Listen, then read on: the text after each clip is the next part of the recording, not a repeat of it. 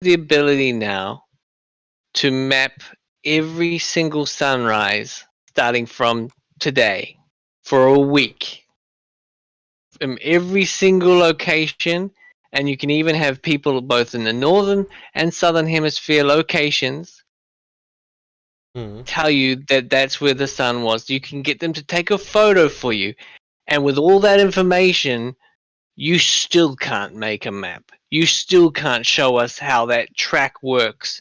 You're all just full of shit. And then you're going to sit there and say you won when a PhD astrophysicist said, I'm not going to talk to you, I'll talk to anyone but you. He's a not PhD. Because you're asking the hard questions. What? Because you were sea lion. He's a PhD physicist. Are you serious? Yep. What? Chronic, yeah. That's right. Kidding me. Yeah. Wait, he's so 5 years. Anyway, look, Percent is here. For have a word with Percent. Let's change gear, right? Not the chemo show, right? I'm just trying to take you off your high horse a little bit. I mean, you're trying to muddy the waters of what really just went down. No, we do need it. All right, we've got to. All right, let's switch it up a bit. I'm game. Percent. I've seen you've been in here a little bit now, rather than being in the 24/7 where everyone just agrees with everyone.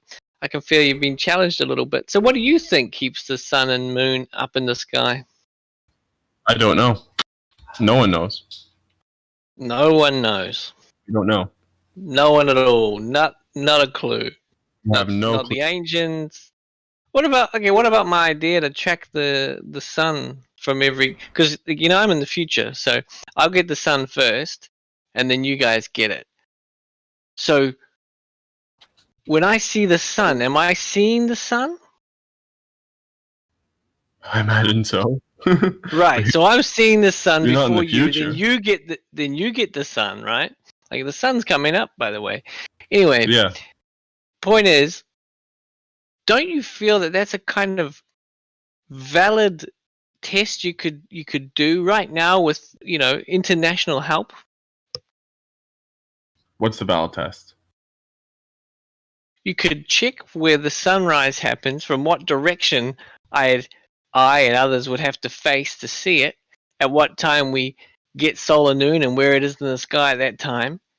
Not only could you track it right now without even having to talk to anybody else, you could track it first and then ask for confirmation that that's where they saw it. And then from that you could actually model every sunrise and direction and location from the locations. Doesn't matter about the shape of the Earth, just the directions in which we have to face it. Okay. And therefore, would you not feel that it would be like this? If the sun made a track, one track around, one path, it would be like driving a racetrack that you've never driven on. Once you've driven the racetrack once, you know the turns and the corners the next time around, right? You have the ability to map the whole track of the sun right now, just by going to an app or a timeanddate.com and have people on the ground say, yep, it was north, yeah, it was east, northeast, Yeah, I'm pretty sure that's done. Right. Like these websites that you mentioned have that. And so rather than taking other people's words for it, you could actually get people to join in. Just using the American locations alone, you could start to map a section of its track, right? I don't doubt the sunrise times and sunset times to be inaccurate. Like, I don't doubt that at all. It's not about the sunrise and sunset times. It's about the direction that people face the sun at those times. Yeah, I don't know if they go into that much depth in terms of plotting it on those websites that you mentioned. All the apps will show you the direction of the sunrise and the sunset. Exactly. True. Actually, that's true. They'll also tell you the direction of the sun at its zenith, at high, or at its highest point, at high noon. Yeah, that's true. If you put in like a specific location, it'll give you the azimuth. Right. The only problem is it's impossible for it to work on a flat Earth map, because for people in the southern hemisphere, when it's their summertime, when it's their summer solstice, the sun is doing almost a circle around them. It rises to the south of them, it sets to the south of them, but it goes around them to the north of them, all of which is not possible on any flat Earth conception. Really? Of course. This is my point. Has this ever been shown on a flat Earth, like on a flat map? Go ahead and try. It's impossible. It would be like putting a square peg in a round hole. It's So worse it works. than that. It works on projections. No, But it doesn't work on a flat map. projection either. You wouldn't be able to project it that way either. No, you can't. No, it doesn't work on a flat map at all. It's not possible.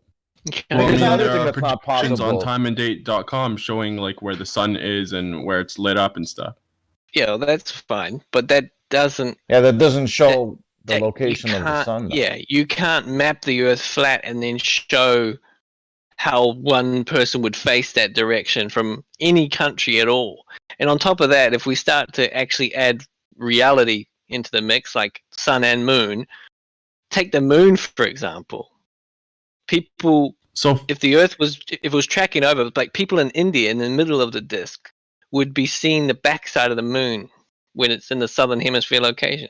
for instance, in the image that I posted right there, is the sun and moon like symbol there just just for show, or is it actually like Well, that's the where globe it would model. be? With the Terminator line. But Is, even then, let's ask a simple question. Is the sun, where it's projected right now, capable of being seen south of Australia? yeah, if you Yeah. plotted everybody's position That's- to the sun on that map, they wouldn't all be pointing at that sun on that map. That's Right. at 5:50 UTC. Yeah, it That's a doesn't map. It's going to go on So a basically straight- 4 minutes ago. pretty much across the map, right? This map will just show it going across. straight It just across shows the location of the subsolar point, and the area is illuminated by the sun and the moon, subsolar or the sublunar point as well. So that's all that shows. But the directions are going to be completely wrong because you can't figure out the directionality on any flat map. Yeah, if you look at that. Okay, if so you I'm look at reading that it, and one yeah, that is like the actual positions of the sun and moon. If you looked at that one I posted at 153, and you laid out that whole flat map, and then put the sun above the subsolar point, these directions would not be pointing at it, because it Could doesn't. you repeat work on that? a flat map. If you look at 153, you see that one? Yeah, I'm watching it. If you were to put the sun above the subsolar point on that map, the direction that you're getting for this sun calc for this position would not be pointing directly at that position on this map, Why? because you have to fold this into a globe for it to make three-dimensional sense. Exactly. No, but It doesn't. This map will always show. The problem is this flat map will always show the sun between the two tropics, which means that South America and South Africa and Australia and New Zealand will never see the sun to the south of them on this map. But we know that in real life, they do see the sun to the south of them in real life. okay, see, That's here's the because issue. Here's the issue that I'm having. You guys are contending that that there would be a difference in the effect. When for me, like the way I see it is that it's a wash either way. If you have a far large sun with a curved surface, it would be the same as a closer sun with a flat surface. No, it's not right. There's no way to ever have the sun do So what it does. I forgot to mention the main part. The main part would be be. a stationary sun with a curved surface versus Incredibly wrong. like a moving closer sun. It with a doesn't flat matter. surface. It doesn't matter how close or how far the sun is. You can never make it work on this flat map. Never. If you look at that sunrise and sunset and sun path for South America, the subsolar point is never south of South America, ever. So you cannot map that on a flat map and have it pointing at the subsolar point. Right here. Not That's in- the sun's path. But you're using flat maps right now, so it's not a flat Earth map. It's But then we not don't a even have a true flat Earth map. That's the problem. The problem is it's not. Hey, hold on a moment. Chemo, address this right now. What ad hom, Chemo? Chemo, what ad hom? What are you slagging me up for No, here, no, no. Kimo? There's no ad homs. I'm just Right. saying. Don't Then why? start. Let's. Why you trying to bully me, you little sissy girl? Come on. No, because I What's thought going you on were here? going to start on him. Kimo, I said he's incredibly wrong. Or what he said was incredibly wrong. All right, let's deal Are with you for free the meat speech, of it. Kimo, or What did I say that was wrong? I'm just Come on, saying. Kimo. I just told you. I said. All right. I said don't Hey, start. Kimo, You're not even letting maybe me you ought to answer. keep it in your mouth, Kimo. You're not letting me Keep it in your answer. mouth. Not let me Keep finish. your fucking hands. Don't hit enter next time you got something stupid to fucking type to me. You got it? Okay. You're a mod, Kimo. That's it. You're not fucking God. Right. Now fuck off with your stupid self. And I'll add hom anybody I fucking want to whenever I want it. Now I posted a picture of with the timeanddate.com image with a line through, which is approximately the path the sun will take throughout the day. Now tell me how I can get the sun to appear below Australia to observers in Australia. So this map is not. Why is that approximately the Go ahead, Bob. like? Just because the sun doesn't always rise exactly in the east and set exactly in the west. On that line. That's what we just said. It rises to the south for all observers on the earth. Certain times of year. Yeah, so You're that- trying to explain something to somebody that doesn't understand what in the world you're talking about. Have you given that a thought? Okay, so now you're ad homing because that's poisoning the well right now. In December, this Education. In Go ahead. December, the sun rises south for all observers on the earth. Everyone sees the sun rise to the south. Even of people in east. Antarctica?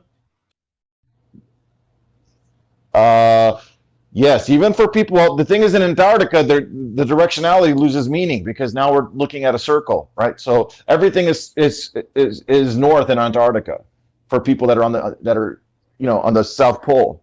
North is every direction when you're there. So the directions. Yeah, but I lose said meaning with Antarctica, the not the poles. South Pole. What? Antarctica is the South Pole. Yeah, No, No, it it's isn't. still- okay, if you're on Well, Antarctica, if you're at Antarctica, you can make it to the South Pole. Look, we don't need to go to this in great detail. He doesn't know what directions are. right? No, he made an absolute claim that everyone in the Earth, every position of the Earth, they Right. have the sunrise at the south. In That's December, not the case. yeah. Not for people on the coast of Antarctica. Well, for How people, about azimuth? What does he know about azimuth? Can he work with it? Does he understand it? That would be a good place to start. Why don't you ask me? Because I'm not talking to you. You just did. You Got it. understand azimuth. I mean, it's so simple. Why are you being so difficult about this? How do you project? If this was a correct projection, how do you expect the sun to appear south of Australia? There is just no simple way that can happen. You know the subsolar point is where it is. How does it ever happen? Listen, I don't know what map you're working with. I imagine you're talking about like the typically touted like AE map, but we don't know if that's actually accurate, especially the southern hemisphere That's the whole point. or We know that- hemiplane or whatever. We absolutely know that's not accurate. Okay, Based upon so our observation. So, you with brought up our observations, Antarctica. Sorry, my. okay, let me finish. We know absolutely that those projections are wrong. There's one projection that works. Of all the projections of maps on Earth, there's one that works for size, shape, and all observation. You know what that shape is? What that projection is? No, Globe. the globe is not a projection, bro. You obviously don't know what you're talking about. Exactly. It's not a projection. It is the shape. Yeah, Everything so else. to say projection is wrong inherently because that's It is projecting it on a based- flat map. If you want to That's call it basically a projection. Oh, he said what shape fits the projection is a globe. That's But not see, what he said, though. Here's the thing you've got. Why are you thinking of that? I don't think if you know what I mean. Here's the thing you got to understand. What time does the sun rise today in Antarctica? It depends where in Antarctica you are, doesn't it? No, But it's down all day. It doesn't rise in this at this time in this month. How does that? Up by South America, it does. How does that work? Down all day until the 21st of September.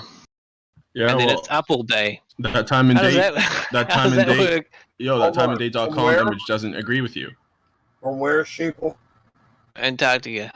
No, you got to be specific. Antarctica is a continent. Okay, we got to be a little tighter with our language here. We You don't brought up need- Antarctica. The entire continent of Antarctica is not in complete darkness all day right now. 90% of it. I was going from the South Pole. Yes, be careful with what you say. Pole is darkly. We're nearing equinox. At equinox, half of Antarctica will be lit at any one time. Yeah. Terminator follows the lines of longitude for the most part. Half of Antarctica, so to speak, I mean, forget about ships and landmass and everything. It's not perfectly distributed, but you get the point. I mean, the Terminator runs over the pole, so half of it is lit up. You know what I mean? I just in any flat Earth. Sorry, Kurt.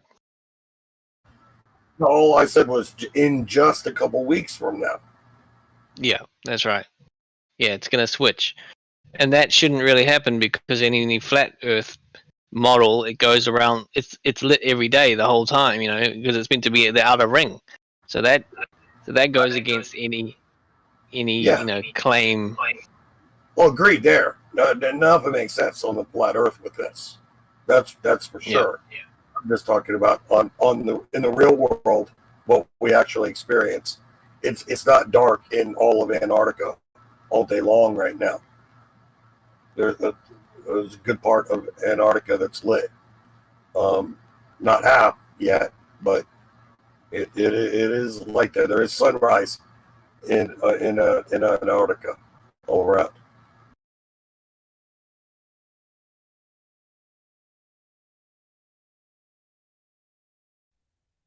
Do you accept that there's a 24-hour Antarctic sun? From October. I don't know. What about October to February? People who said they've seen it and all the video evidence of it.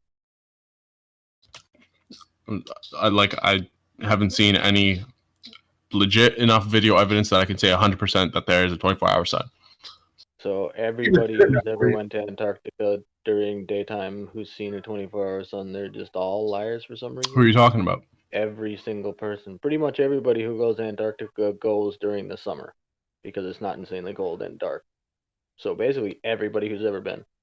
No, I mean, if it's that, if it's that kind of ubiquitous, then I'd give it more credence for sure. And it's the tilt and axial rotation that makes it possible. We don't need 20.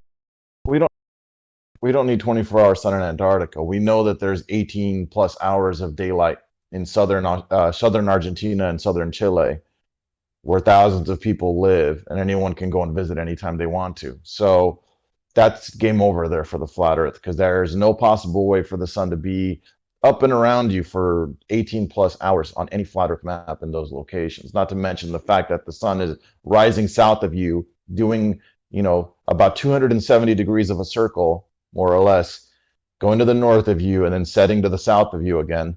That's not possible on any flat Earth map. How would you know what the sun is locations? capable or incapable of doing? Well, I got 15 hours days of So the sunlight here option and is there. we just say that the sun is magic and that the sun can be in multiple places. At No, the but the same truth time. of I mean, the matter is we don't know what the sun is. No, We but don't when know you- the nature of how it works. But you know- said when we see the sun, we witness it. So therefore, the 15 hours of daylight here in New Zealand summer, which I experienced Right. every year, is there. Yeah, Percentage is accusing Jake of irrationally dismissing the shape-shifting lampshade properties of the sun. Well, it's worse than that, though. If you have a 24-hour sun in Antarctica, it goes all the way around 360 degrees around you, which means that... All right, but they're just going to say nobody knows, you can't go to Antarctica, it's guarded by penguins or whatever. So it doesn't matter, you know, that's what I'm saying is, well, let's not even talk about Antarctica, since supposedly we can't go there, and, you know, you have to be a millionaire to go there or whatever. Anybody can go to freaking Argentina or Chile, and there's thousands of people that live there right now. And what's your point? Because the point is, what they see from the sun is impossible on a flat Earth. No, it's like you don't know enough information. You don't know the variables to say that claim. Is to say that the sun behaves like no other object in reality. The sun and the moon behave like no other object in reality. Well, that's the only other possible thing you can say.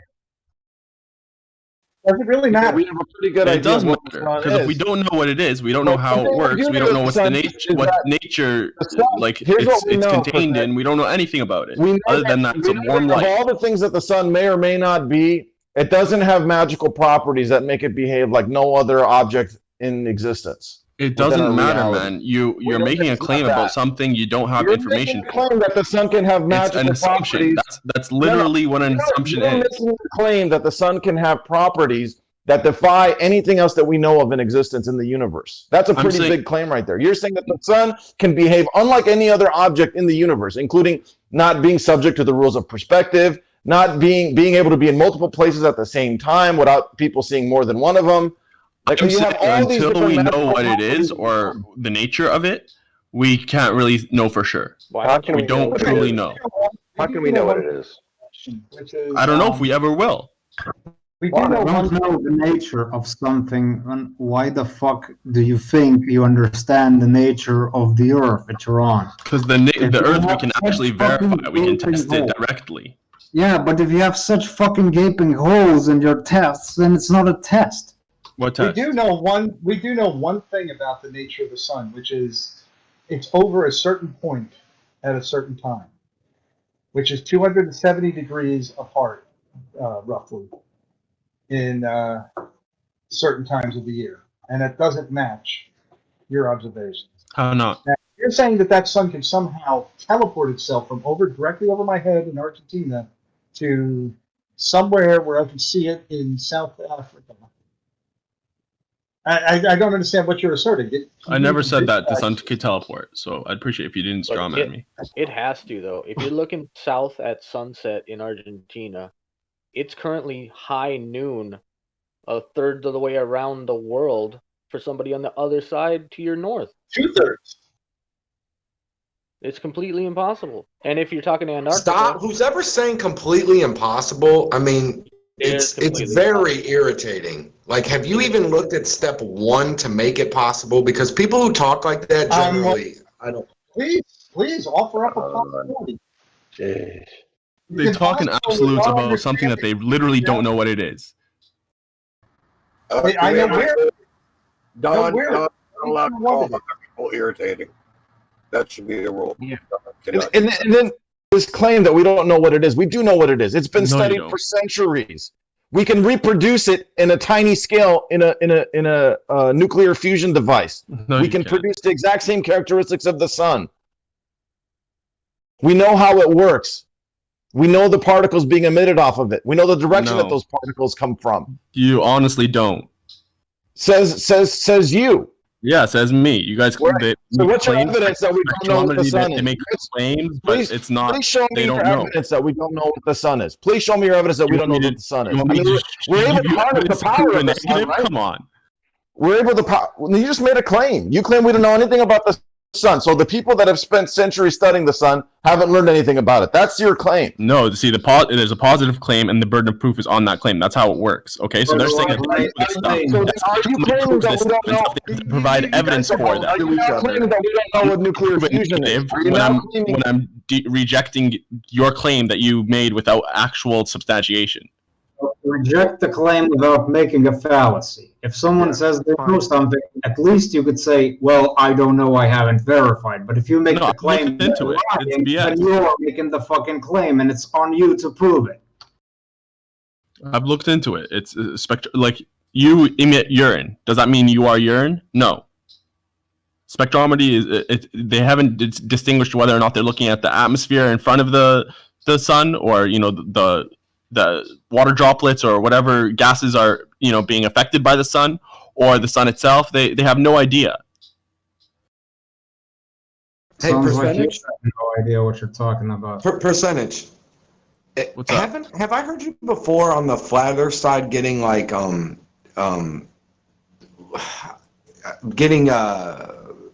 talked down to from the flat earthers too? Am I remembering this correct? Like, have I heard QE talking down to you before? He's tried. This is kind of weird, dude. It's like, I didn't know that. I thought you were a glober. Well, whatever. I don't know, man. It seems weird when you're in the middle, dude. Everybody talks down to you from every side. It's kind of weird, isn't it?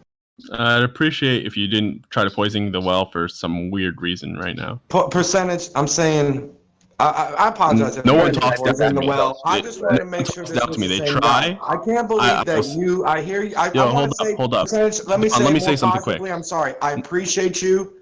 What you're doing right now. That was the simple message. I appreciate it. I want to make sure you're the same guy. In that case, I apologize for shooting back. But let me just say this: like, I'm obstinate for the truth. So when anyone on either side says something that strikes me as bullshit, I call them out, and I have a stiff lip when it comes to that, and I see that, and that's so when they say like a dome is absolutely necessary and stuff like that, and that there's no containment when we see gradual containment as you go up and stuff like that, I call them out on that.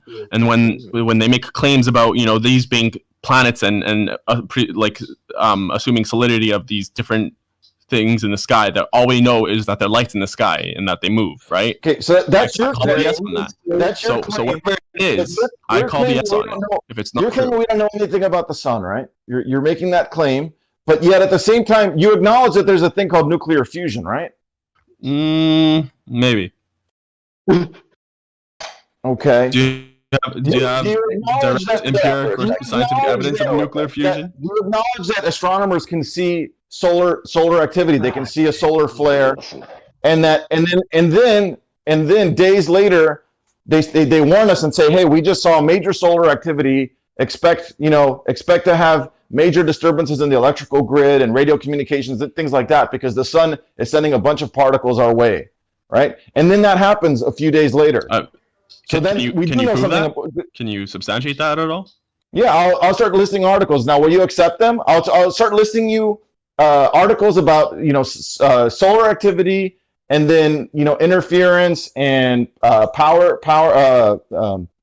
How do we gauge the interference? Power grid problems and things like that created due to solar interference. How does that translate? Okay, will you accept how do we that? gauge the interference? Because it tells us that we know some of the characteristics of the sun, and one of them is that it emits particles that affect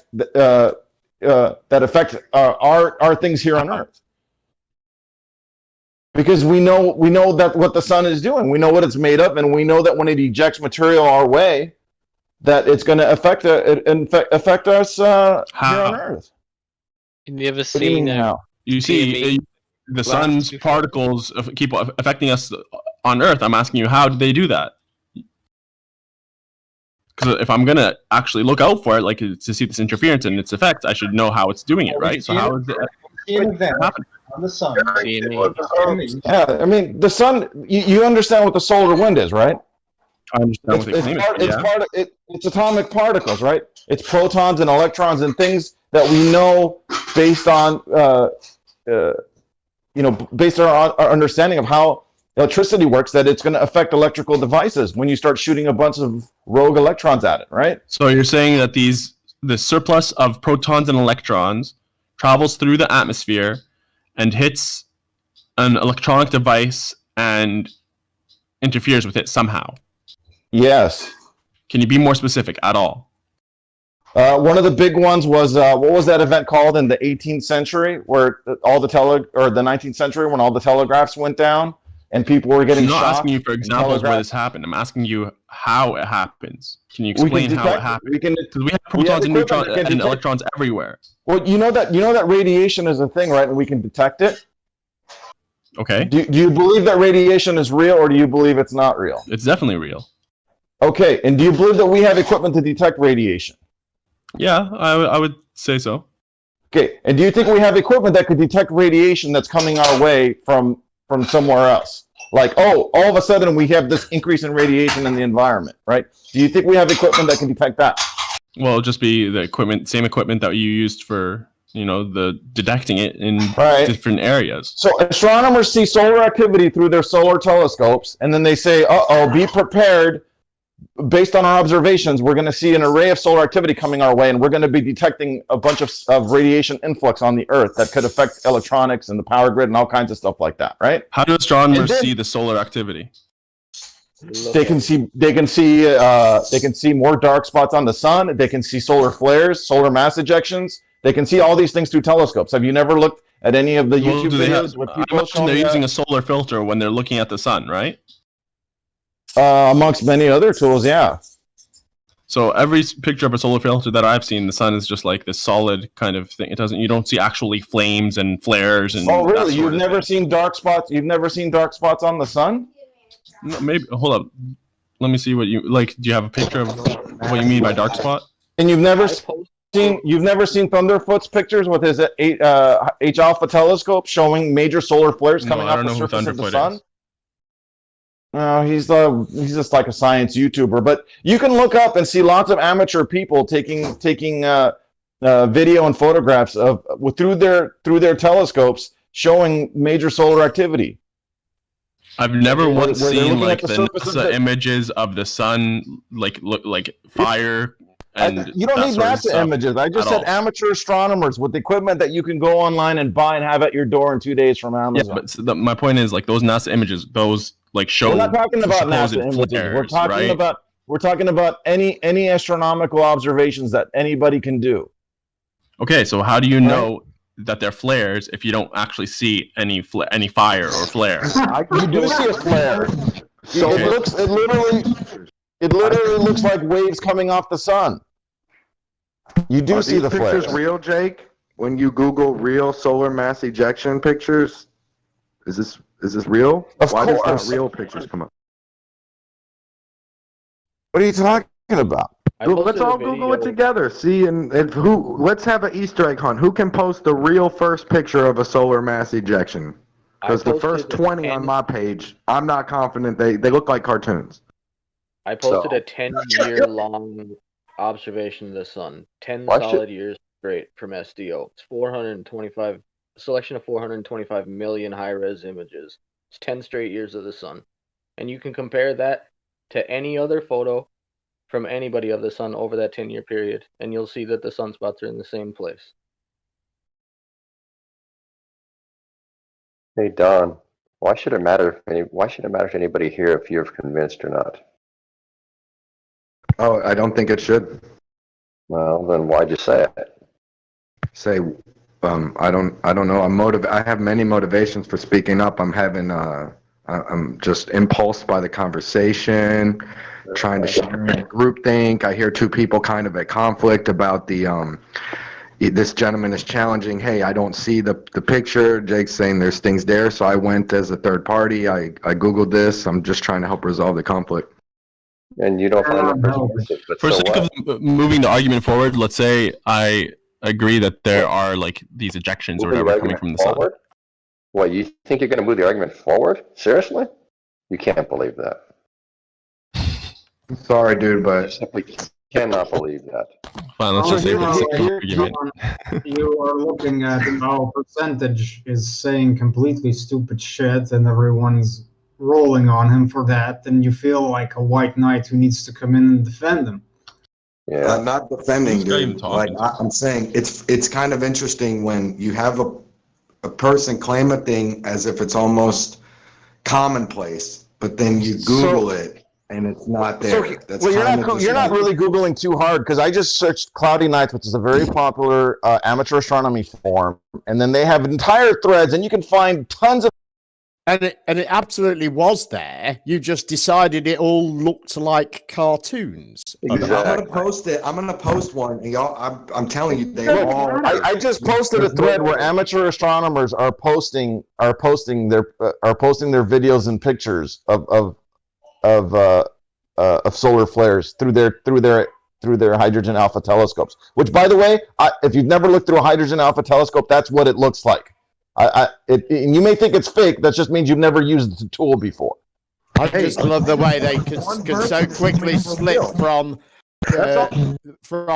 I don't like the look of the images to there are no images, and that seems to mean the same thing. Nah, man, nah. I asked were they real, and when you have one side saying every time we look through the solar filter, it looks like this thing. Jake is saying dark spots, and then we see high res, very colorful images. I would say, hey guys, are these real? Why don't we just do it together and say, look, all these are real? No, What's real. the problem there? They're real. Well, you didn't say that though, Don. You didn't say, "Oh, these real." I did. You said these are not real, and then you went from that to there aren't any. I said, are these real? They look like there are cartoons some, to but they're me. not real, or not. There are some, but they don't look very realistic, or there are some, but I doubt their veracity. Just there aren't any. I wouldn't bet these are real, dude. Like, are y'all telling me that this is? Wouldn't matter. It doesn't matter. They could be. I wouldn't bet that they are. It isn't the same as there not being any, and that's where you got to very, very quickly, and then started drawing conclusions off the back of that. Postulating the argument, dude. I'm sorry. Sorry. He accepted it though, so let's move on. So here's more, dude. There's just literally hundreds of pages on cloudy nights of amateur astronomers posting their pictures, right? So, and this is equipment you can go buy it right now, and you can overnight ship it to your house, and you can take these exact images yourself. Right, the stuff you're posting isn't what I got. You're going to sit here and just tell us that it's fake. I got NBC News, this and that. When I Google search, I did not get nothing that looks like what you're posting. Well, that's your problem, right? See, Scott, when you come in though, that's when I feel the most home. Scott, you have that concerning boy. I promise you, whenever I hear your voice, I take it to heart. It's like the heaviest, some of the heaviest motivation for me to humble myself. Percent said that. How do we know that there's anything going on the sun? Percent came in here with the claim, how do we know anything about the sun? Or how do we know that there's activity? I told you, look, we don't have to trust NASA. Anyone can go out there and take these pictures themselves. And I'm posting you a place where lots of amateur astronomers meet and they post these pictures. Okay, now you're going to just come in here and say, I think they're fake. I think they're fake. I didn't, first off, I can't ask a question and make a claim at the same time. Yeah, but that's how it went. What happened was that you said that you made the claim that these flares affect our power grid and our electronics and stuff. And I asked you how. And then you asked a bunch of, and I told you, bunch of questions, like in a Socratic method, and we were going. I just told you it's because particle radiation gets rained on by us when these events happen, and you agreed that we have equipment on Earth that can measure these particles. I agreed that we have equipment that can measure EMF. I agree with that. It's not EMF; it's actual particles. It's physical substances of matter. Well, if it's radiation, how is it not EMF?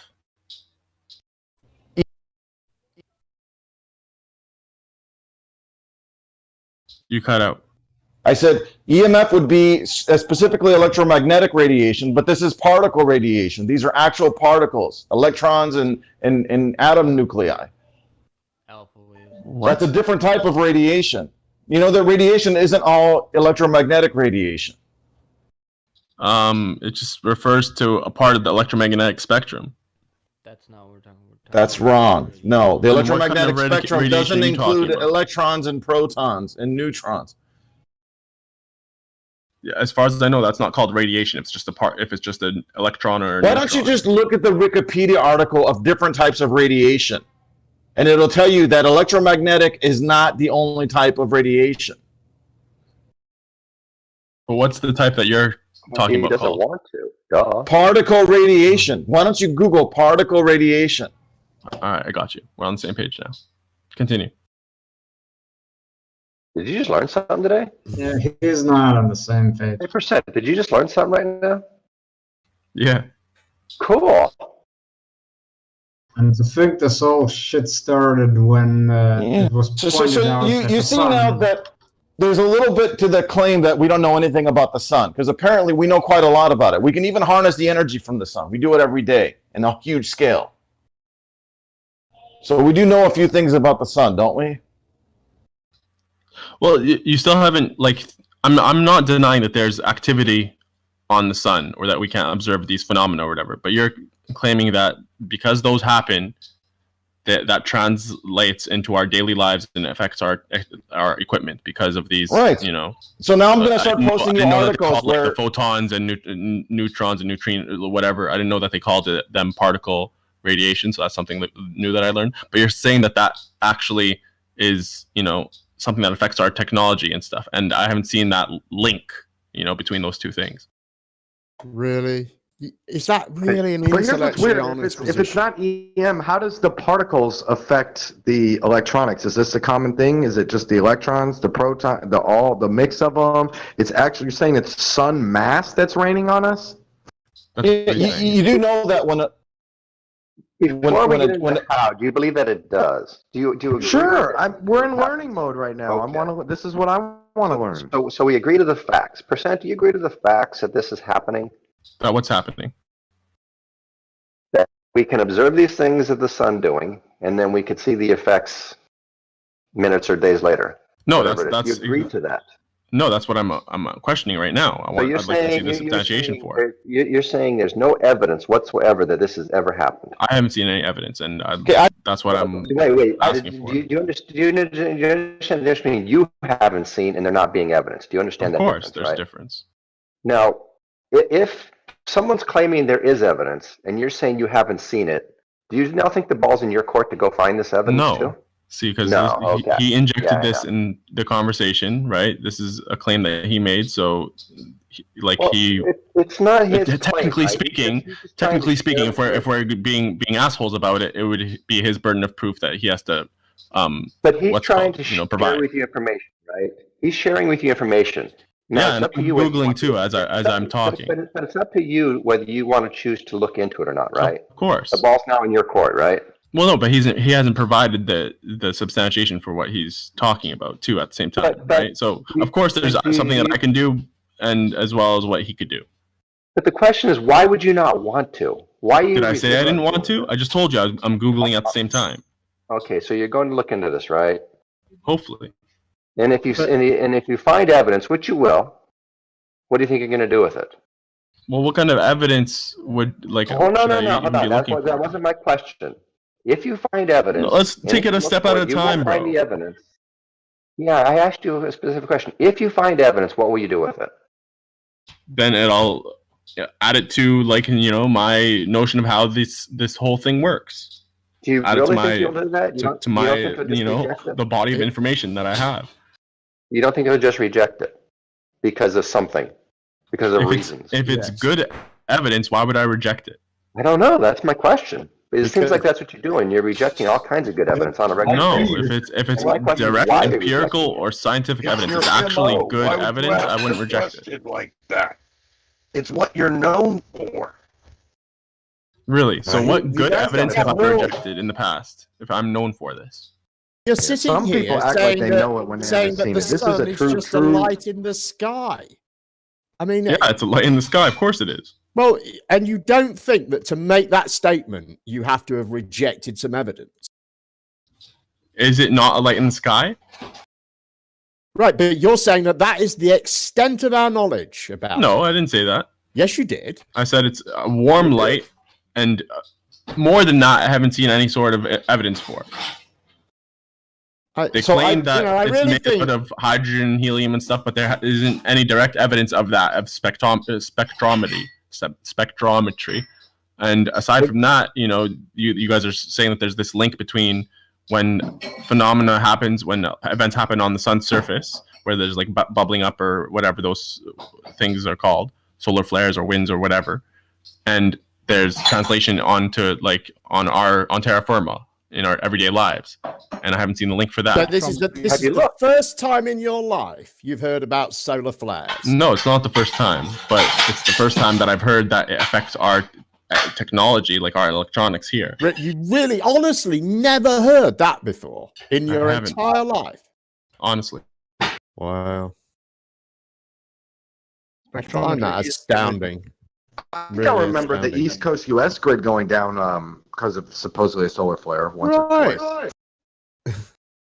I posted links to these things, articles about it, for which you said you don't see any evidence because you didn't even do a simple Google search of solar activity and power failure, power grid failure, or solar activity and electronics failure. And you already agreed with me that we have a method of measuring this particle radiation. So if we can measure this particle radiation, then we know that we're being impacted. Are we not?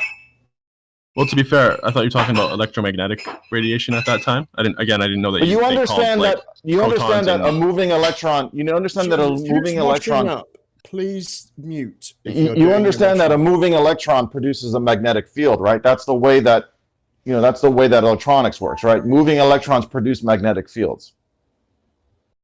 Yeah, I don't know. So you understand that when electrons move near, wires, they induce a magnetic field and they induce a current in the wire, right? And that's the way that electric generators work. I understand that's the conception of how it works. So you understand that when these thousands of mile long wires are evidence.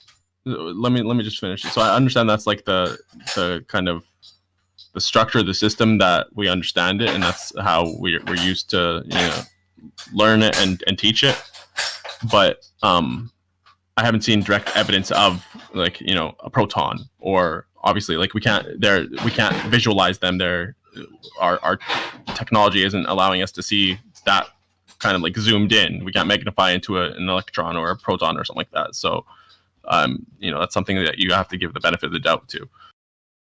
So now you're going to deny that we understand how electricity works and how electron movement creates magnetic fields, I said and we're going to deny everything that creates the modern world. You're purposely, mischaracterizing what I said or not, but I said that's the archetype, that's the conception under which we understand it. That's how it's been explained. That's the model that's being used. Whether or not there are actually electrons or protons or neutrons, I don't know, because as far as I know, we've never actually isolated them or visualized them.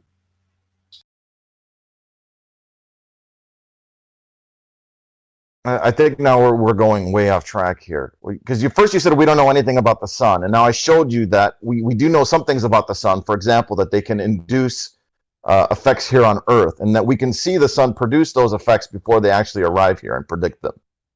Yeah, I didn't say we don't know anything about the sun. So we do know something. We don't know anything about the sun other than that's a warm light that moves in the sky, like the things that we can actually observe with empiricism. Yeah, we also know that there's particles being shed off of it all the time, and the types of particles that are consistent with things that we do here on Earth, like when we produce nuclear devices. Again, how do we know that? Because scientists studied this stuff and they figured out how to reproduce the things going on in the sun here on Earth, and they got the same kind of particles that we see coming off the sun every day. So they point to the sun with a spectrometer. Not a spectrometer. Right? A spectromograph or whatever you want to call it. There's lots of different equipment that's used to detect the various types of radiation coming off the sun. They have an electron radiation incoming meter and a proton incoming meter. As a matter of fact, someone was posted here the other day a graphic that was showing neutrinos that were detected passing through the Earth. And those were neutrinos that were coming off the sun from the direction of the sun, which shows us that the sun is not in two places at the same time. The neutrinos also tell us of the sun and from the sun? They're coming from the direction of the sun, meaning they're coming from the sun in a discrete direction. The sun, light gives energy. Would you agree? I don't know what you're saying now. That light gives energy. That's a nonsensical statement. How's it nonsensical? What do you think solar power is? It's electromagnetic radiation. What do you mean? Anyways, I don't know what you're asking. Don't worry about it.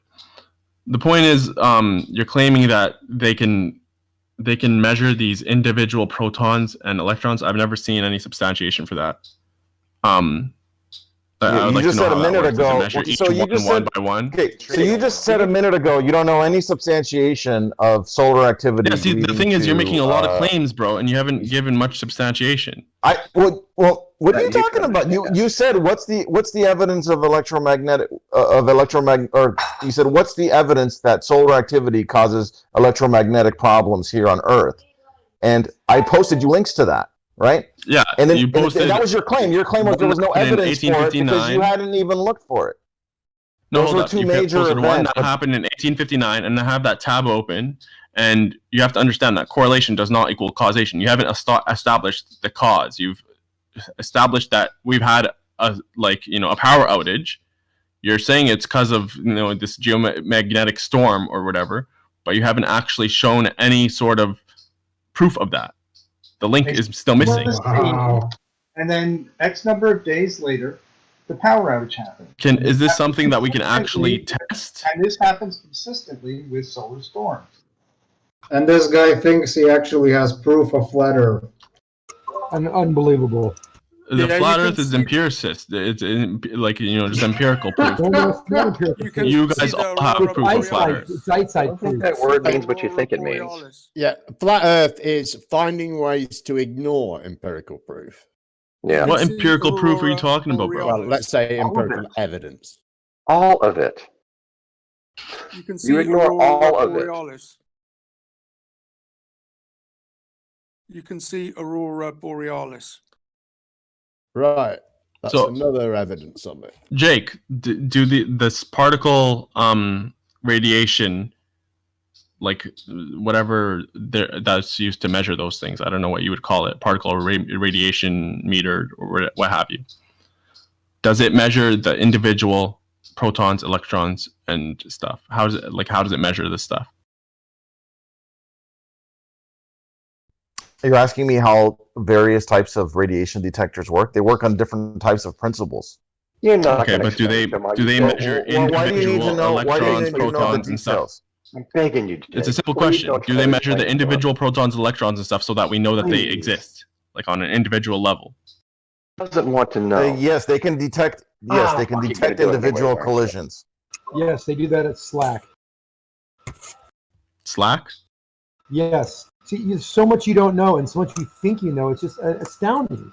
Why don't you just say, hey, can you help me understand this? And then people try to explain it to you rather than saying, I haven't seen it. Why do you think I'm asking questions, bro? That's your logic. Your logic is empirical evidence.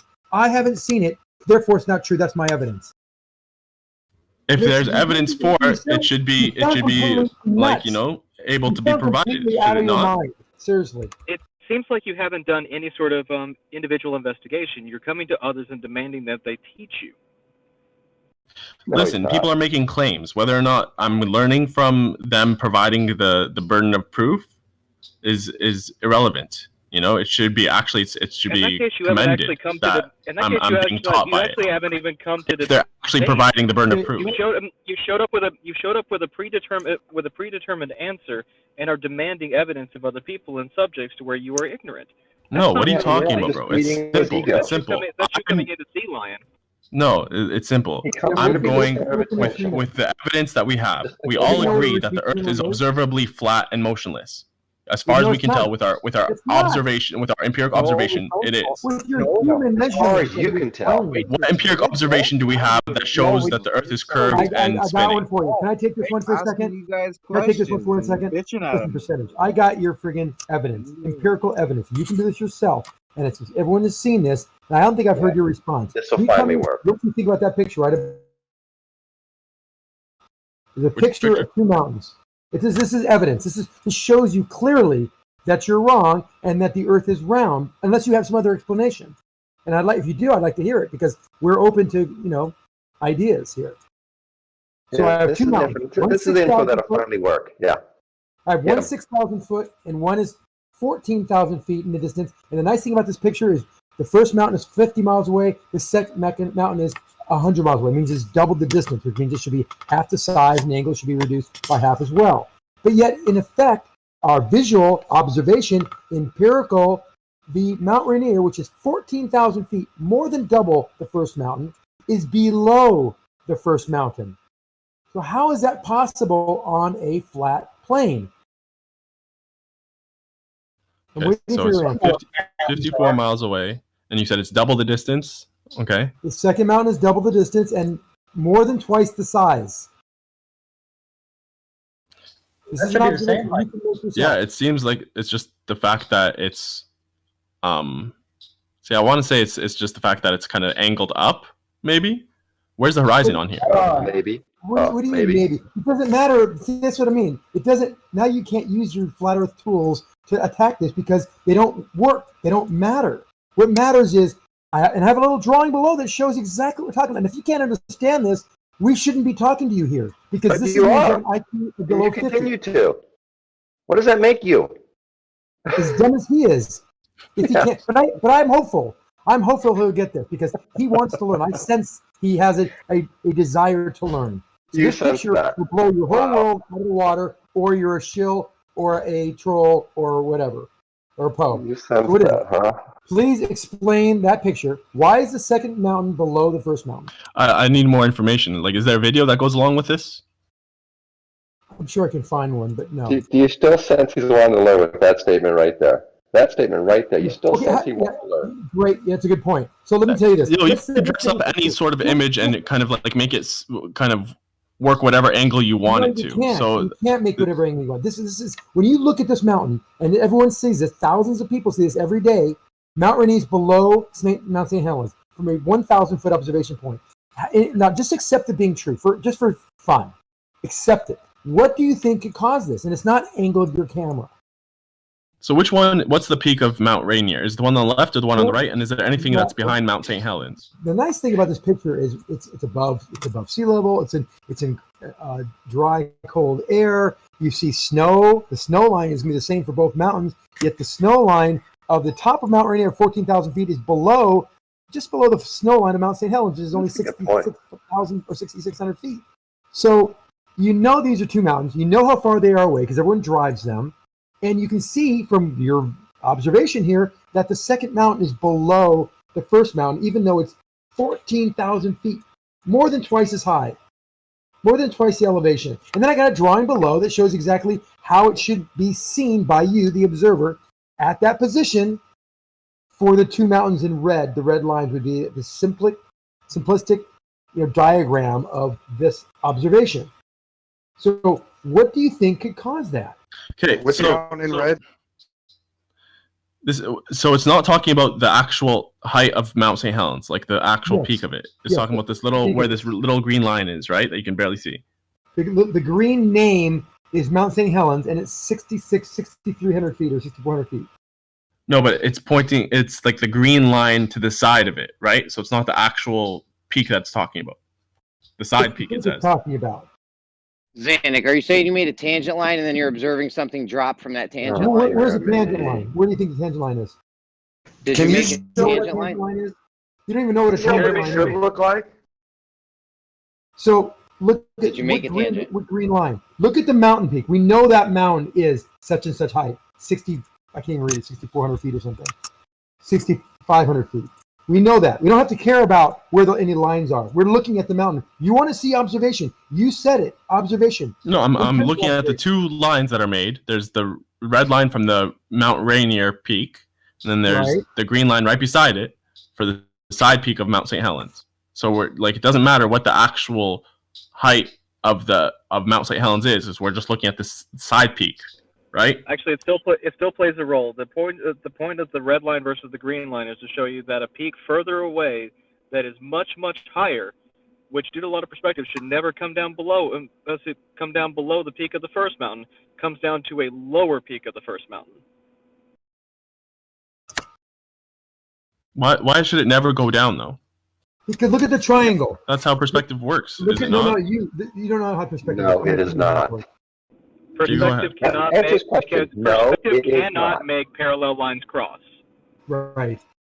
The triangle parallel below is so simple. This is going to show how either honest you're being or how dense you're being, because we have a drawing below. It shows the observation point. It's in meters, so I apologize for the meters there. This shows the distance, shows the red lines of the Mount Rainier and Mount St. Helens, and how the observation line, a straight line, would be seen with respect to those two peaks. What you should see Mount Rainier slightly above Mount St. Helens in distance, regardless of either side or if it's behind it.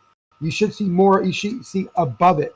It should be higher in your field of view due to perspective, exactly due to perspective. Yet we do not. It is far below. I mean, it's below the snow line of the first mountain, Mount St. Helens, 6,500 feet. Now, how is that possible in your world? Is it below your straight tangent line? Stop saying tangent. You don't even know what that word means. Do you have a tangent line there? You don't even know what Go ahead, means. Jeremy, stop shitting on the board. For me, I would first look at the angle that you're looking at it from. Like, because of parallax, maybe you're looking at it from a very, what does that mean? Very acute angle. It's like the amount of movement between like the foreground and background, basically. It's not parallax. Yeah, it is. So, no, it's not. Listen, you know so little and claim to know so much, and then you throw words like empirical out at us and observation out at us, and you don't even understand what those words mean. So I'm just giving you an example of how you need to go back and do some homework about how perspective works, i.e. a little bit of basic, like first day trigonometry. Listen, you can poison the well as much as you want and condescend as much as you want. The point is, parallax you're would play embarrassing. a role in this. If you're changing your angle, parallax would play a role. No, parallel lines do not play a role. You are embarrassing I yourself. said parallax would play a role. For instance, if I'm Parallax does not changing my play a role. angle Parallax for does not play a observation, role. the foreground, the mountain in the foreground would move more than the one in the background. Yeah, it would move more, but who cares? You're not moving. It's still a picture. If you move, parallax isn't relevant. You're just throwing words out there. You don't know what they mean. You don't know how to use them. No, I can do this right now with my computer and the background. I'm trying to help you from being embarrassed here. Just look at the picture and use normal, everyday human logic here, and don't make shit up. And just look at it. And I'm trying to help you. Seriously. I am looking at it, and I'm telling you, like my first thought would be towards like the angle at which you're looking at it. I give that below your first thought is, how can I reject this information? No, the first thought is how would it match my actual experience on Earth? What would it matter if your angle is up or down? So if you're decreasing your angle, right? Mm-hmm. If you're like looking down, then that which is in the foreground will move higher compared to the background. Yes. And vice versa. If you're increasing your angle, then that which is in the foreground will move lower relative to that in the background. Now we're getting somewhere. Good for you. That's like basically vertical parallax. No, let's not use big words again. So now you've made a point, and I'm going to address that really easily. We have the observation point, 1,000 feet. That gives you that angle to the 6,500-foot mountain in the foreground and the 14,000-foot plus mountain in the background. So there's your answer to that. And it's drawn very neatly below. I hope you're looking at the picture, because it might help you think a little clearer. I'm looking at the picture, and I see how the eye level's like it's down there. Yeah, it's down there at 1,000 So you're basically like looking like down, and you're noticing the peak up. high. You're looking up to the peak, Mount St. Helens. No, you're looking at where the eye level is. You're looking at you're at 1,000 feet. You're looking 1 degree up. That's how it works. That's also trigonometry. Dude, it says there's a big purple line right there saying eye level. Big purple line, eye level. Where's that? Oh, the little picture on the left? No, in the picture that you provided, man. On top, it says eye level, and it's down at the base of the mountain. So that means you're looking at it from like, from an upwards angle. Well, yes, I told you we're looking at it from 1,000 feet. So like for me, it's like as if I'm looking at the base of my laptop, and the top of the monitor or whatever is now taking up more of my field of view than the background is, because again, parallax, like what's closer will move more. Definitely not parallax. Stop using that word. It's just not. Then what would it be if it's basically how parallax works from on a horizontal scale, but it's vertically? Describe parallax to me so I understand that you really don't know what you're saying. Parallax is just like the change in, like, movement or what have you from foreground to background. It's something that's, if they're moving the same distances, whatever's in the foreground will look like it's moving more versus the background in terms of, like, your field of view. And if I don't move or the objects don't move, how does that change anything? How is that parallax? If you're tilting your head, then it's like, you're moving. You're basically moving your field of view so that the foreground will take more or less. Photo? Because it says the eye level is at the base of the mountain. There's not two different pictures here. There's not two different locations. There's not two different orientations. So it's not parallax. My point is, though, it's like a downward angle photo. No, it's an upward angle photo. No, but I mean, like, you're looking down, and so you're not looking down. You're looking up. Look to where the eye level is, man. The eye level's down, and then you're like the actual photos. Am I looking at a different picture here? Above frame. No, you're not. What the hell? What are you looking at? He's intentionally trying. Well, I don't know if he's intentionally trying not to understand, but he's clearly not understanding. Look at this picture. Look at these three things. The little red print that says Mount Rainier, and that mountain is Mount Rainier, by the way. And Mount St. Helens in the green print. And then look at the triangle below. Don't look at anything else but that. That's all you need to know. The observation point is 1,000 feet. Mount St. Helens is 6,500 feet. You can draw this yourself on a freaking napkin, or you're on your arm with a crayon. And then you got Mount Rainier in the background at 14,000 feet. So draw yourself what those lines would look like on a piece of paper. And oh, by the way, I did that below. And there it is. I gave you all the information you need, exactly the distance to the first mountain and the distance to the second mountain and what the straight line would look like on a triangle. You can't break the triangle laws. Those were laws of nature. To be fair, I would like more information. Is there a video that comes with this? What did a video tell you? This is a picture. Because I'd like to see the effect of, like, the perspective. This is the effective perspective. This is exactly what perspective is. So there's no video. Just you and your video. What would a video do for you, man? Seriously, what would a video do for you? I don't know. I'll know when I see it. So you'll try to figure out some way to reject the video if it was ever shown to you too. Listen, you guys are affirming the consequence, saying, okay. No, we're not affirming. We're not doing anything like no. It is. You're saying it has to be. We're not. Like if you're gonna hold on. Let's be intellectually honest for a second. Let's be intellectually. Just one second. Let me say this. No. Let me just say this real quick. We're affirming the consequence. Go ahead. Yeah. We're affirming the consequence. How are you affirming? What conclusion did we assume in our premise? You guys, let me answer that. So first off, you could use abductive reasoning, right? And you could say that the presumed cause for the reason of this, photo happening is that it's the curvature of the Earth. That's it's a possible cause. But you guys are affirming the consequent by saying it is definitely the cause without actually No, I didn't knowing say that for sure. You tell me what happened. Why is the further mountain, which seems to be sinking, how did that happen? And I asked you this. Now, I conclude, based on the evidence and my empirical evidence and knowledge of trigonometry, that the only explanation of this is that I don't think Mount Rainier is on some sinking lava pit that sunk into the ocean that one day or into the ground. It actually is due to the fact that the Earth has got a curved surface. Now, it could be locally curved. We could have an arc only in that area in Washington. Oh, nowhere else. Everything else is flat on the Earth and this big bulge. That could be possible. But I'm asking you to be intellectually honest and understand how the math works and stop throwing words out like parallax and angle of view and parallel lines and all these things you don't quite understand to make your argument. I think I understand them well enough to be explaining them, and you guys understand what I'm saying. When you say empirical evidence, you must understand what the evidence is to begin with. Would you not agree?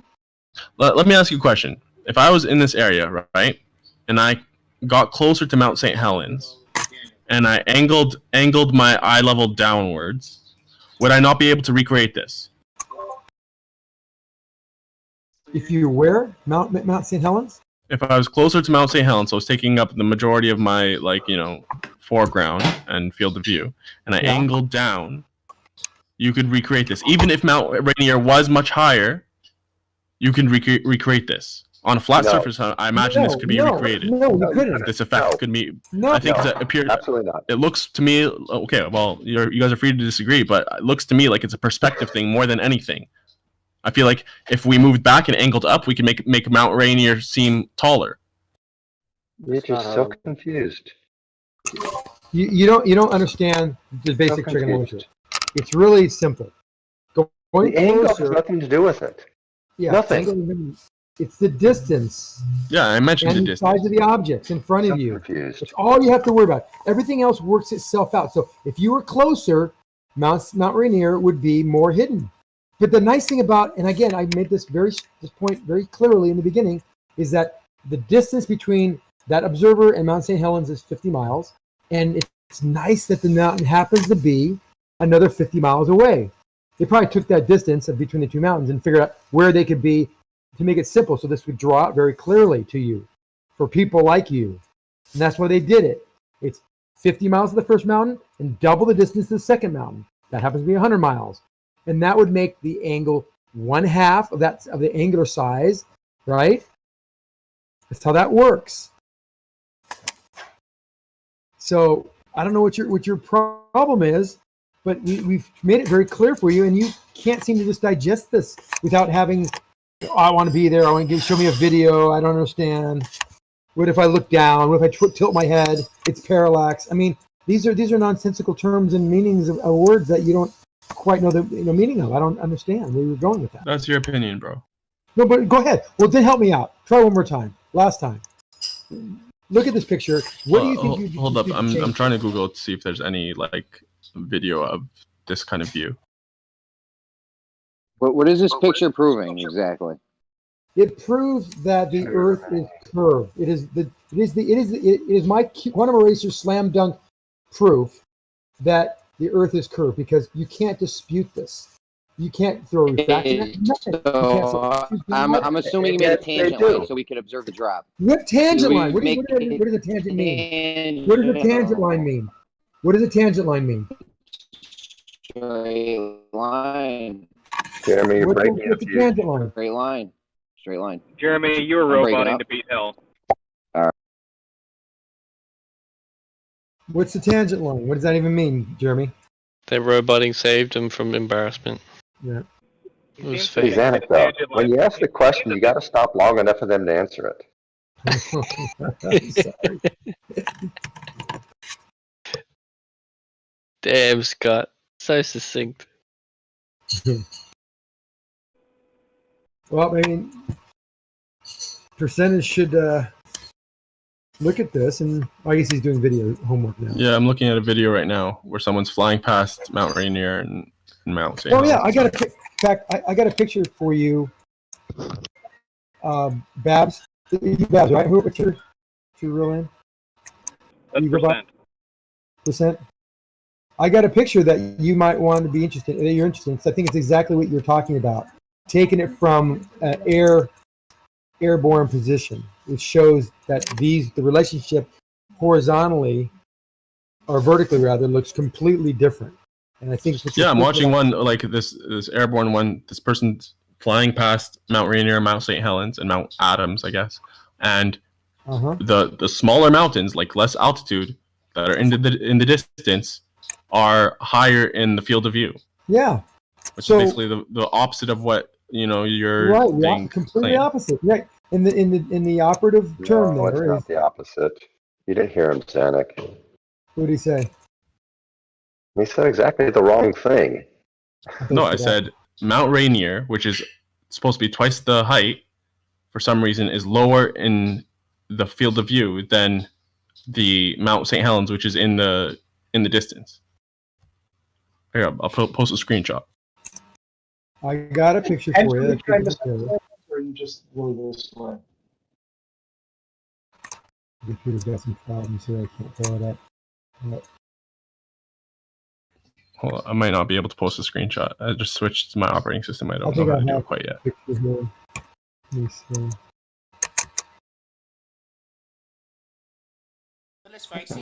But the most important factor here is the observation point. You get that, right? What's that? The most important point is the observation point. The observation height? observation height. I'm trying to Yeah, find it seems like it. That So and if the you're angle at okay which with you're it, looking at it. you could draw this on a piece of paper, just take that triangle I drew for you, and move the observer to 30,000 feet, and watch how everything changes. Nothing would be surprising to anybody that understands what I'm saying to you. But for some reason, you're not getting it. You're just not understanding that these angles do not change by when you tilt your head or look down or look up.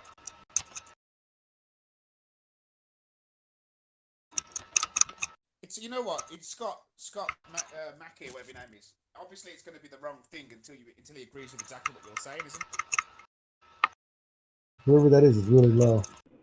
I'm gonna regret saying this, but Brummy, you're really low.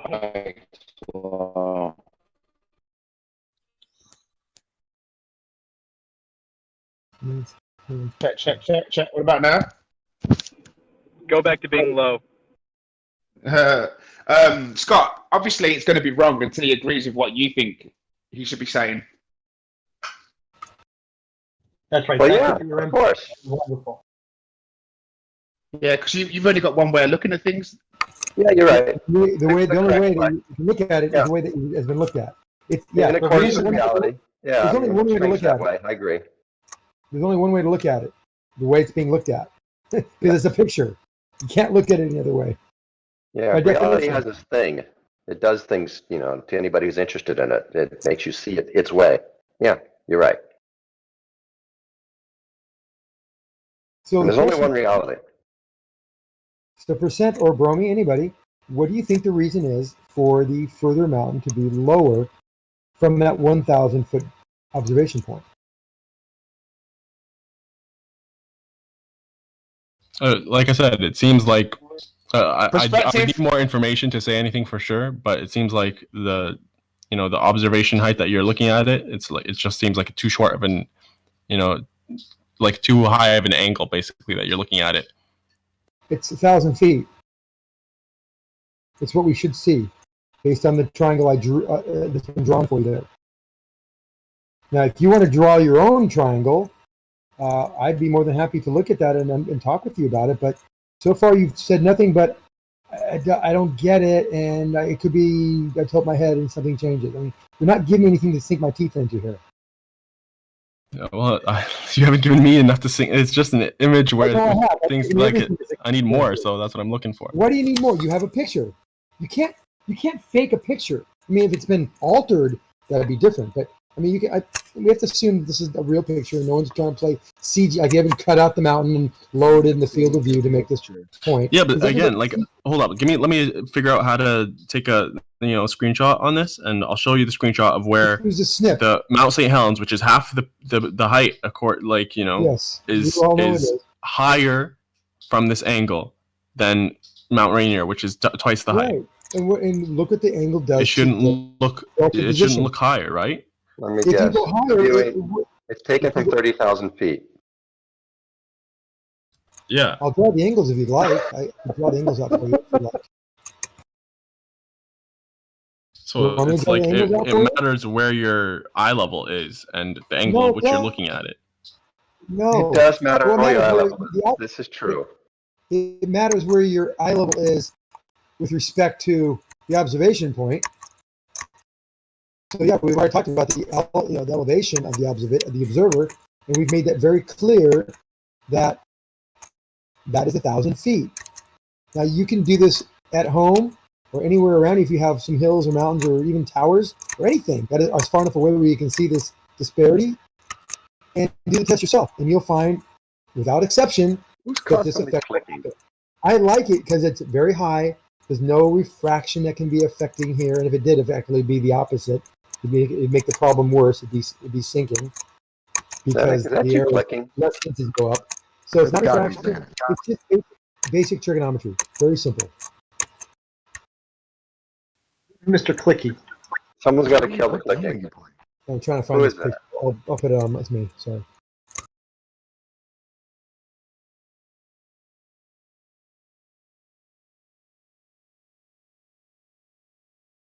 And the image from Phil Kao, I don't understand how anybody could get confused by that one. The contrast is cool when you put in like what it would be expected to look like on a flat Earth. Usually, the contrast is a little more highlighted when you have those back to back. There you go. I figured it out.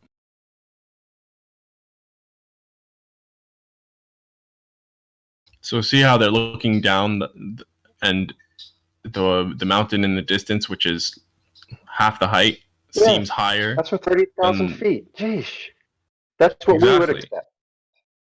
You expect it that's the point. regardless, Exactly. because you're increasing your observer height. Yeah. You didn't do well in geometry in school, did you? So what are you talking about, man? Did you? I'm asking you a direct question. Did Geometry you was just part of math, and I did pretty well, except when it got to like calculus and stuff. I stopped caring at that point. So you did fine on the similar triangles part of. Yeah, it's fantastic, man. Isosceles, isometric, I fuck with that shit. And did you hit your head in the meantime? Because you seem to have lost all that knowledge. That picture looks so flat. Look how flat the land is. People are just fucking. Oh, I think even from that image, knowing that it's 38,000 feet, you kind of tell. Well, yeah, 38,000 feet. You can just see a long flat. That mountain should be higher. Don't see any drop at all. Don't see any drop at all. You just see a mountain there. Mountain in the background just looks flat. Mountain in the background should be higher. Not really. No, that's what you see. That's not what we see. Okay, I got a picture. I'm trying to find one that's like, from the ground. Guys, I got a picture for you. So here we go. Here's what you're talking about. You look in the chat percentage. Yeah, I see it. Okay. So now we could draw this out for you very easily if you'd like. Can you So that's Rainier in the background? That's Rainier in the background, and Mount St. Helens just blew its lid off, 20 years ago in the foreground. Mm-hmm. So now we can draw this out, and we will find the exact same accurate representation of these two hills if we knew exactly how far we were to Mount Rainier. We can guess by some of the landmarks, and I've taken this flight many times, and I've seen this before. So you can see why Mount Rainier is now lower than Mount St. Helens is lower than Mount St. Yeah, because you're increasing your altitude and your eye level. Right. Now, if we drew the triangles, this is exactly what we would expect to see. Yeah, that either makes way, more sense. Rainier is not as high as it would be on a flat Earth. Either way, Rainier is going to be lower than it would be if we were on a flat Earth. Right. Now, see, look how Mount St. Helens is directly at the base that we can see of Mount Rainier. Now, if you did the math, you would find out that wouldn't make sense on a flat Earth, but that's just a kind of an estimation on my part. I'm sure I'm not too far off because I know trigonometry and I did well, and I actually can do triangles and things like you said you could do as well. So let me get this straight. Instead of you guys saying that the base of the mountain is hidden, you're saying the peaks of the mountain are lower. No. What's the difference? Well, there's a huge difference because I always heard with these curvature arguments that the base is hidden and stuff like that, and it's being obscured and stuff. I've never once heard that the peak isn't where it should be. I have something for you. You never once heard that? I've always heard about how the curvature is hiding part of the mountain, but you could still see the peak, and there's no issue with where the peak is. I got something for you. So, I got something for you. Let's say this might be pretty close to. Let's say this airplane is flying at 14,000. It might be at 15,000 feet. It might not be that far off because it looks like it's kind of centered in the picture. But I don't know how the guy had his camera and if he was level or not. But let's just say that peak was level. It was eye line. Would you agree that every mountain that's 14,000 feet off in the distance, if it was a flat plane, would be in line with that further mountain with Mount Rainier? You're talking about your last image that you posted? Let's say I'm looking the last image. Yeah. Let's say I'm flying at 15,000 feet, which is probably not. I bet that's right. But let's just say this: 15,000 feet. I'm looking at Mount Rainier, and it's right in level. I have a bubble level, and I can align it where I know that's level. So if Mount St. Helens was 14,000 feet, also, would you not accept and agree that it would totally obscure Mount Rainier in the background? If we had another Mount Rainier where Mount St. Helens is, that it would be totally invisible. You'd be exactly even with the top. In other words, the peak would be aligned with your level. Sonic, this is so hard for you to explain. Why aren't you just using the image I just posted from models? It's just so much more straightforward and takes a lot less thinking. It's going to get in the weeds with them and gossip. All right, now I'm just saying that this one, explains it all, but you can keep going with it. That's fine. Okay, so anyway, Zanuck, you're saying you're in line with the peak of Mount Rainier, and for the purposes of this, thought experiment, Mount St. Helen is the same height as Mount Rainier, and should we be able to see Mount Rainier in that point? No, I'm saying, would you agree that everything at 14,000 feet, if I'm flying at 14,000 feet, would be completely level and in line with me out to infinity, out to the vanishing point? Yeah, pending the other, if you have a good enough lens, then you should be able to see it up until it vanishes. Right. So and if there's nothing blocking it.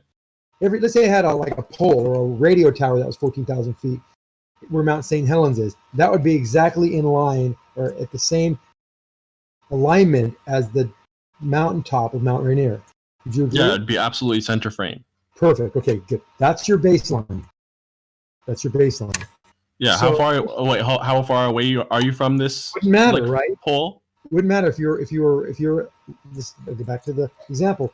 If you were level, flying level, and looking at this perfectly level, but you're 14,000 feet. Your eye line's 14,000 feet. Everything along that line is going to be 14,000 feet, and it won't change even with perspective. Things may look smaller. The mountains may look smaller, but they will always reach up to that 14,000 foot level line, right? If the tip of it is right in the center, then yeah, it shouldn't matter. But if it's the middle of the pole is in the center and it's going both top frame and bottom frame, equal angles. distances, then it'll get smaller and it'll center where the center of the pole is. Right. So that's debunked by the picture I posted. That's the same elevation. Let's say, okay. So the point is, if this mountain at 6,000 feet, I would be willing to bet is probably where it should be as it aligns with Mount Rainier. And you could probably do the math yourself. If you're good with triangles, go sketch it on a piece of paper. But you're seeing that, to your point, as you go up higher, this kind of effect happens, and you're right. But it's all based on the angles, all based on the elevation, as you also mentioned. So go back to my original picture. That can't happen with the triangles, regardless of where you point your eyes or tilt your head. If you're looking at something where the picture shows they're looking at it because they have the picture to prove it, that shows that the Mount Rainier should be above Mount St. Helens by a slight amount, by a few percent. And it's not. It's below it significantly. That shows its surface that it's on is round, or all of a sudden that mountain is sunk into the earth. Yeah, I'd love to see where this image came from, just so I could verify it, because it's if everything is true in terms of the values of the mountains and stuff, then there has to be. It doesn't make sense to me because it doesn't match everything that I've observed. What have you observed? I've never observed the curve, so to say that this is happening because of the curve, I would need to maybe verify the picture elevation being 1,075 feet or something like that. I don't know. The reason you haven't observed the curve, because we've talked about this beyond human perception. That's why we use observations like this that allow us to use our ability to perceive these changes in shapes and sizes to tell us what we're looking at mathematically. So yes, you won't see curve by looking around you, but you will see it by the effects of curvature, and this is one example because trigonometry works. Yeah, you have to assume that this effect is due to curvature. Who knows what else it could be, but we're saying that it's original question. What else could it be due to? Let me just say, if this is accurate, if it's absolutely accurate, then I would say that one of the possible causes that would need to be either excluded or accounted for is the supposed curvature of the Earth. But again, I don't know if this is accurate, and I need more information to say that. Okay, good. But you do understand, though, that in science, though, that is a lot of what we end up with. We end up with, here's our tentative conclusion pending new evidence. And without new evidence, we act as if this is definitely the case. And that's where they fuck up. Hold on, let me finish. And as time No, it's exactly where they get it right, because they're not saying it's guaranteed to never change. They're not saying they couldn't be wrong. They're saying right now all the best evidence points towards X. So right now X is what we think, because all the evidence points that way. Now, if new evidence comes to light that changes our mind, we will change our mind, and we're prepared for that. We're thinking about that, but it hasn't happened yet. And so as time goes on, you get more and more confidence in things when they don't change. They always might change. You never know. So that'd be the case here. It's like when you've ruled out every other explanation, nobody can think of another possibility for what's going on here. And all the evidence agrees that this is one explanation. You have one on the table now. You tentatively adopt it until you have further evidence. And that's what happened with the globe about 500 years ago. 1,000 years ago. And I'm absolutely cool with using abductive reasoning to say that this is, the presumed cause, or this is a possible cause. But at the point where they say this is the cause, that's where I'm like, that you're being intellectually dishonest, because that's affirming the consequence. Just because you don't have any other options that you can think of doesn't mean it's automatically the cause until you've actually substantiated that it is. And it's not. But think about the way human nature is when they come to this kind of thing. Let's say that they've reasoned that this is a possible cause, a probable cause, even. Okay. Now they're going along for hundreds of years. This is what we've gotten. And every time we do new kinds of research and new kinds of data, it confirms it. And then finally, 1969 gets here, or 1959 gets here. And we now finally have technology where we can go up into actual space. We go up into actual space. We turn around. And now with our actual eyes, hold on, let me finish what I'm saying, dude. Now with our actual eyes, we look and we see that it looks exactly like we imagined that it looked like, given all the evidence that we had. Now, you're right. We could be hallucinating. It could be a trick from God. It could be, who knows there's other reasons why we could be wrong. It doesn't guarantee absolutely, with no absolute chance of being wrong, that it's true, but it gets so close to it that you'd have to be perverse to act as if it's reasonable to pretend that it's not. And so that's what people mean when they say it's the cause now, because at this point, the only way which should not be the cause is if aliens were zapping our brains with hallucinations. So to be clear then, the Earth isn't a globe. It's theorized and to be a globe. That we are assuming that it's a globe, because that's what the evidence is pointing to. I think it's more like the overwhelming evidence. It makes the only option on the table for in any kind of reasonable paradigm the idea that the Earth is a globe. It's so reasonable. It's so little chance of it being wrong that we call it a fact. Yeah, but again, it's kind of like that last little part where you jump, that make that little jump. That's what I have problems with. If you believe that there's evidence pointing to it, and it's a possible cause, and it's the most likely cause, but we don't actually have the proof to say that it definitely is the cause, or enough evidence, empirical or scientific evidence to say that it definitely is the cause. That's where I get irked, because I feel like it's dishonest to say that it is the cause when you only have evidence to say that it's a probable cause, for lack of a better option. I think it's a matter of you not understanding what people mean in the language. I think it's you not understanding that science is never making that claim that you seem to think it's making. It's always they do make the claim though that the Earth is a globe. They make that claim. But when they say that, they're saying with the caveat that if new evidence was to show up that completely convinces us that it wasn't, it wouldn't be. Everything ever said by science is said with this implicit caveat. It's the fundamental tenet of science. Yeah, but that's if something contradicts the evidence, you go with the evidence. And yeah, but this isn't science. This is empiric.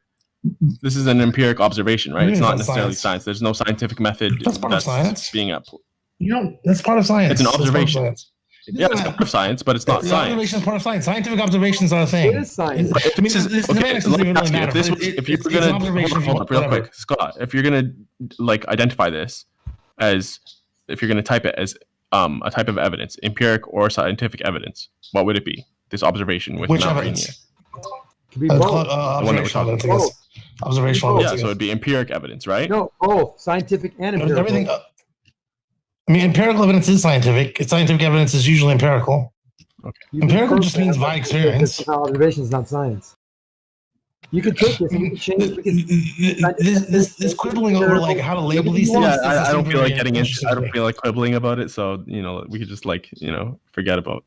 So call it, it's not a science. Then my point was different though. My point was more fundamental. My point was that you put this idea onto science that somehow when they say something is a thing, or when they don't finish every single sentence with this caveat, that they don't know the caveat. But we do, and all of science does. In fact, the very first thing you learn in science is this will always be true. We are never actually truly proving things in the sense that mathematics or logic. Yeah, I have no problem with that. Which, by the way, is why a lot of the reason why bringing fallacies into the world of science makes no sense. When you call it affirming the consequent, that only makes sense if we were trying to formally prove something, but we're not. Affirming the consequent has no bearing in a non-formal proof environment. It's so absurd that you guys it's bring not that about up. proof. It's about making a claim and substantiating that claim. You know, if they're making a claim, they're not making the claim that, you know, globe Earth is a theory and it's just what our circumstantial evidence is pointing to. You know, it's the best we've got or something like that, and that, you know, it could be something else, but we don't truly know. They're saying it's an actual globe. You know, they're saying it's the heliocentric model, the solar system. It's all claims, 100%. Until new evidence shows up to say otherwise, that is the way in which we are treating the world. But it is true that to say it's affirming the consequent is inapplicable, given that they aren't saying it's an absolute proof. Given this, as long as we're not saying it's a formal proof that this is a guaranteed to be true and always will be true, then affirming the consequence doesn't apply. It only applies to the mistake of trying to claim an actual proof from that. See, there's a disconnect in what you're saying and what the narrative is. The narrative is that it's the solar system and it's a globe, and, you know, there's no if, and, or buts about it. That's not really true. That's not really true. That is true. It isn't true. That's the way you perceived it, but maybe that's the way you perceive it. It's the way maybe you've gotten from people who. No, that's how we were taught it is when we were kids. That's what the propaganda tells us. Let me finish what I'm saying, dude. What the fuck? That's the way in which you interpret it, and the way in which people that maybe aren't authorized to tell you, or don't actually have the right story, maybe teachers that weren't that good. But at the end of the day, if you talk to real scientists doing real science, or if you really read deeply about science, you're going to discover that all of this stuff is up for grabs. None of it is on the table permanent. Obviously. In fact, science is a never-ending process of being wrong about things you've come to conclusion about. It literally is, never moves forward unless you're figuring out that you were wrong about something, or at least imprecise about something. We're constantly doing that. So what else is there in science except for correction? Well, do you agree that, you know, the mainstream narrative makes it seem like they make it seem a much more settled topic than it is? I agree that on the very, very layperson level, there is this perception that science is doing that, and I think it's a little bit the fault of science educators, and a little bit the fault of, you know, being a little bit too dismissive of the masses and not giving them the benefit of the doubt that they can understand the subtleties. So I do agree that happens, but I don't think that is the truth. And I think if you explore it, you'll discover that it's not the truth. Yes, Wolf. Scott, can I join you for a second? A little bit of fault also goes onto the fucking layperson himself for not properly looking into this. I'd like to join in with this for a split second. We can, though, however, find out whether flat Earth is demonstrably provable. And based upon the information we have thus far, it really seems. And this is, again, all with caveats. You could show me tomorrow that it's flat if you can come up with anything, but generally speaking, you can disprove many of the claims of flat.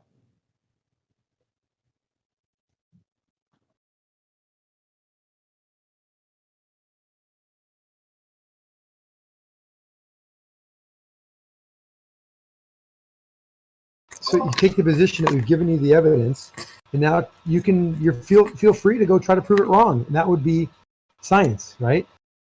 Be doing it done scientifically. Percent. Did you see the image from Miles Davis earlier? This one? I see it now. Okay, do you know what that is showing? I mean, essentially what you have is an observer who is 210 meters above the ground with his lens, looking at towers in the foreground that are 210 meters above the ground, looking at mountains in the background that are 500 to 1,000 meters tall. Okay. They all fall below the line of sight. Same thing basically as we were describing before. It just, this actually takes all the angles out of the angle problems you were having out of the image. You are at the elevation. Your center line of sight should intersect those mountains in the background at 210 meters, and it intersects over 500 meters. Where's the horizon in this supposed to be? Horizon would be, well, I don't know, way down from the tops of the towers. Sorry, did you say at the top of the towers? I said the horizon would be way down. Actually, I don't even know how to answer that. What difference does that make? We have mountains in the background. They are 500 meters plus. You are 200, and the towers are 200. You want to know what the horizon drop is from 200 meters? I can tell you that. The horizon has no bearing here. Horizon is really not. You want to know where the We're- horizon? I can tell you. Angularly, the horizon would be down. Angularly, the horizon would be down about 0.1 degrees. We don't know. Well, I guess we do know. Yeah, it does have bearing in the fact that, you know, as things move farther, they converge into the horizon. So it would be good to see if these mountains are converging to a horizon that would be below it, or if let's say the horizon's on top of it, then it wouldn't make sense that it's converging into the horizon. You know, You would need to by know getting the zoom level down of the and going camera up. to determine. You would need to know the zoom level of the camera, which is relatively high. So you probably have a field of view that's like maybe 1 to 2 degrees. So, you know, the 0.2 of a degree you're going to see dropping from that is going to be minimal. Yeah, just on a cursory level, I'd say that it's the same with the other image. Like, I need more information I can't formulate like a conclusion based on. Is there anything to formulate for that? I really don't get it. I've established a plane. My plane is between my eyes and those towers. There's a plane there. That plane does not intersect the mountains. It goes above the mountains. So if we were living on a plane, those mountains would be above that red line. No matter how you slice it, you've established a plane. What? No matter how you slice it, you've established a plane that is above those mountains. And that plane is known to be lower than where those mountains should be. Yeah, again, no. That plane is at 200 meters. Yeah, bro, like, I don't mean to offend, but for me, this isn't, like, it's not enough for me to just draw a conclusion. I don't know, like, this perspective that I'm looking at it at. I don't know where the horizon would be. I don't know the distance between the towers and the mountain. I don't, you know, like, I just need more information. If there's a video that comes along with this, that'd be cool. 1,000 miles away. Does that help? How far are you from the towers, and how far are the towers from the mountain? 1,000 miles, you said? No, I said, does it matter if they were 1,000? I feel like it would matter, yeah. Because we know that perspective works in the fact that the things that, you know, as things get farther away, they get smaller and they converge to the horizon. So let's say the horizon is at the middle of the tower. I thought that no, we're not at the middle of the tower. We're at 210 meters of our observer height. The towers are 210 meters. That is a plane. The mountains are at 500. If they were 200, they should appear at the exact same height as the towers. No matter how far you go with perspective, everything merges into the center. Yeah, I don't know. Not below center. Does Miles Davis have a video of this thing? Yes. All right, could you please link it or just tell done me what it's called? Yeah, he's done this image like a dozen times. I would have to hunt it down myself, so I'll look for you. Or somebody could be nice and post it.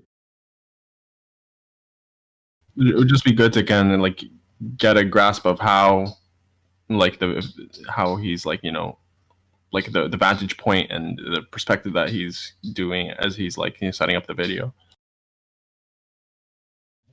The assumption you can make right now from my conversation, we could argue the nuances of whether you think that he's actually at 500 meters high or at 100 meters high. We could argue those nuances, but accepting the fact that he is I'm describing it as he described it, and assuming that it's true, does that give you pause? I mean, I could go look for the video. That's just going to reiterate. He was at 210. The mountains were at 210. I'm sorry, the towers were at 210. And the map bears out what he said. I think the mountains are 130 miles away, but 130 kilometers or miles. I can't remember.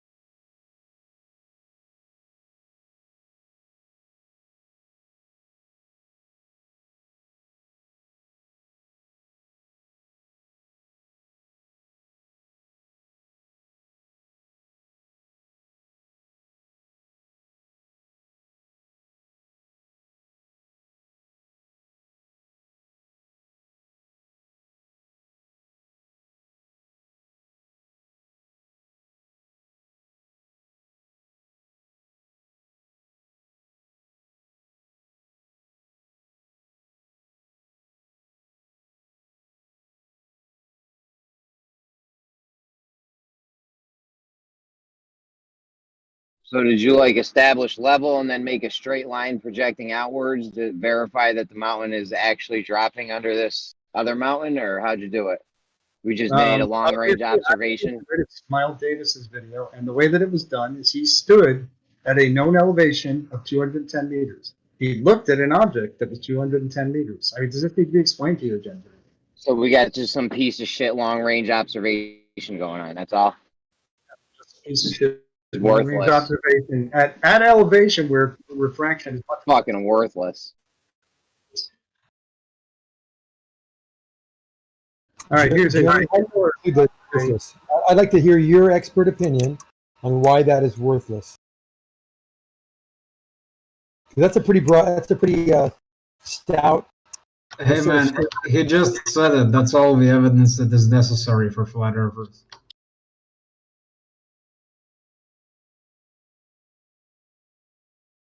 I'm not sure if this is the exact video, but he's done it several times, so this one has the image in it. So let's see what I can't vouch for how wonderful the background information is. Have you ever established a straight line to make sure things are actually dropping away from it, or no?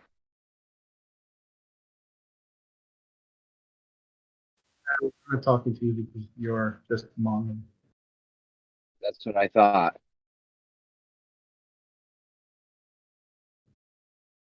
Oh, damn, it didn't. Well, there's the link.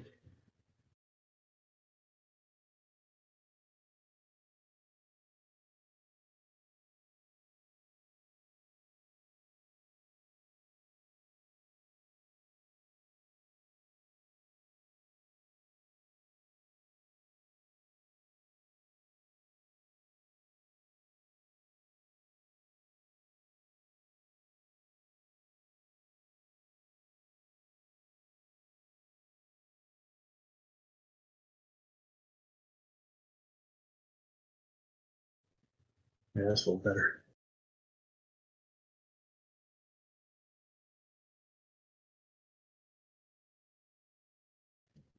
Percent, there's a video again. I'm looking for more. But he's got several observations like this. There's another one using another monument that is at the same elevation as.